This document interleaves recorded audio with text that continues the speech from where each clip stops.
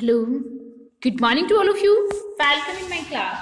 We have completed our chapter 15, that is water and a natural resource. ठीक है, तो ये चैप्टर अपना कंप्लीट हो चुका है और आज अपन बात करेंगे इस चैप्टर का, फिर से रिवीजन करेंगे. ठीक है, for preparation of our exam. Okay, now first we have is importance of water. देखो, इस चैप्टर में हम पूरे में वाटर के बारे में बात करेंगे, जो क्या है, एक नेचुरल रिसोर्स है.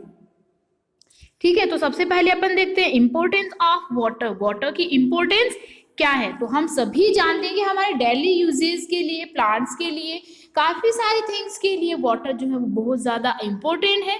जितने भी लिविंग बींग्स है, चाहे हम अपनी बात करें, प्लांट्स की बात करें या फिर एनिमल्स की बात करें, इवन अगर हम स्मॉल ऑर्गेनिज्म की बात करें तो भी वाटर जो है बहुत ज्यादा इम्पोर्टेंट है, क्योंकि ये हमें हेल्प करता है स्टे अलाइव, हमें जीवित रहने में, जिंदा रहने में हेल्प करता है. कुकिंग, और आप सभी जानते हो कि वाटर वो काफी सारे पर्पसेस के लिए यूज होता है. कुकिंग, वॉशिंग, बाथिंग, ठीक है, तो ड्रिंकिंग, इन सभी चीजों के लिए यूज होता है. तो हमें वाटर को कभी भी वेस्ट नहीं करना चाहिए. ठीक है, नाउ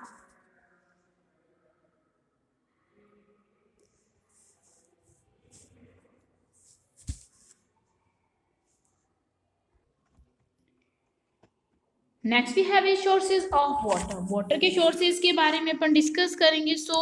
अपन सभी जानते हैं कि जो रेन है वो मेन सोर्स ऑफ वाटर होता है, क्योंकि रेन का जो वाटर होता है वो ही कहाँ होता है, सरफेस वाटर होता है, और वो ही अंडरग्राउंड वाटर होता है. क्योंकि रेन का एक पार्ट जो होता है वो तो क्या हो जाता है,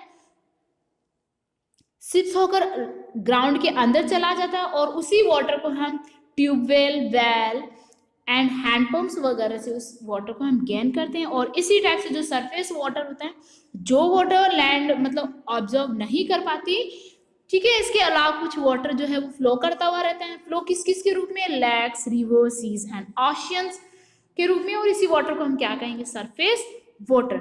now next we have is rain fed and snow fed rivers. ठीक है, नेक्स्ट अपने पास में क्या है, rain fed and snow fed rivers.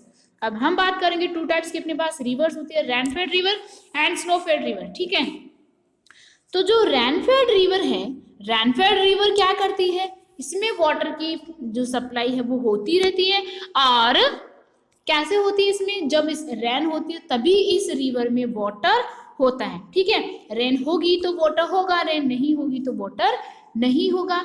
ठीक है, तो ये सीजनल रिवर्स होती है. इट मीन्स ये रेन का जो सीजन होता है उसी सीजन में ये रिवर्स फ्लो होती है. इसी टाइप से अगर अपन बात करें स्नोफेड रिवर्स की, ठीक है, तो स्नोफेड रिवर्स कौन कौन सी हो गई, ऐसी रिवर, ठीक है, जो आइस, जो माउंटेन्स की आइस होती है उनके मेल्ट होने से बनती है, उनके मेल्ट होने से फ्लो होती है. तो इस टाइप की रिवर को हम क्या कहेंगे, स्नो फेड रिवर्स. ठीक है, और इस टाइप की रिवर्स कौन कौन सी हो गई, लाइक गोदावरी, कृष्णा, कावेरी, नर्मदा, ठीक है, महानदी, ये सारी जो रिवर्स हैं ये कौन सी रिवर्स हैं, स्नो फेड रिवर्स है. और ये जो रिवर्स हैं ये summer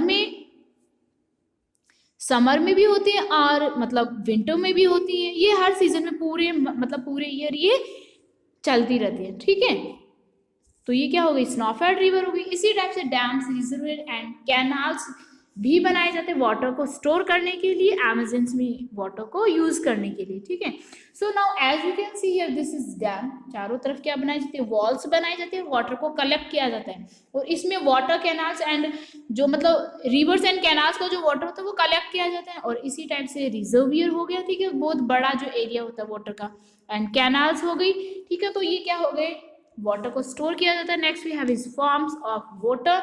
and forms of water में हमने बात की थी कि इसमें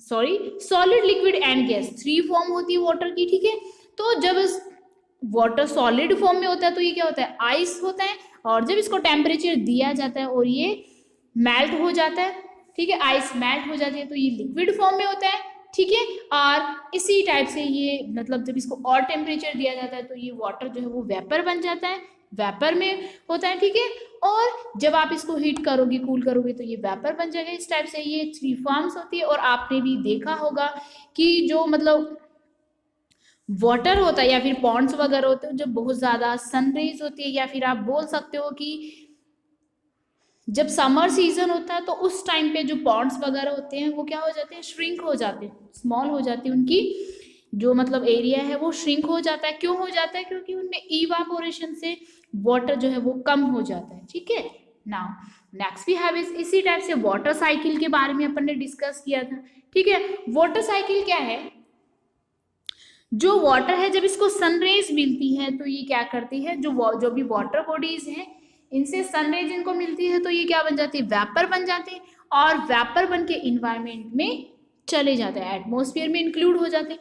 ये वेपर बनने के बाद में जब ये मतलब स्काई के अंदर चले जाते हैं और इनका टेम्परेचर कम होता है तो ये वेपर किसमें चेंज हो जाते हैं, ड्रॉप्स में, वाटर के ड्रॉप्स बन जाते हैं और ये एक दूसरे से टकराकर फिर एक दूसरे से जुड़ जाते हैं।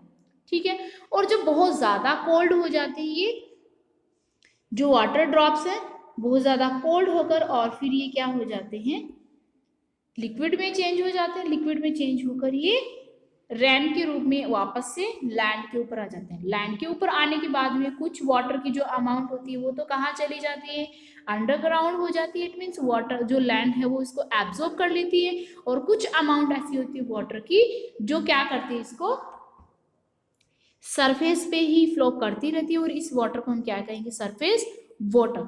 ठीक है, नाउ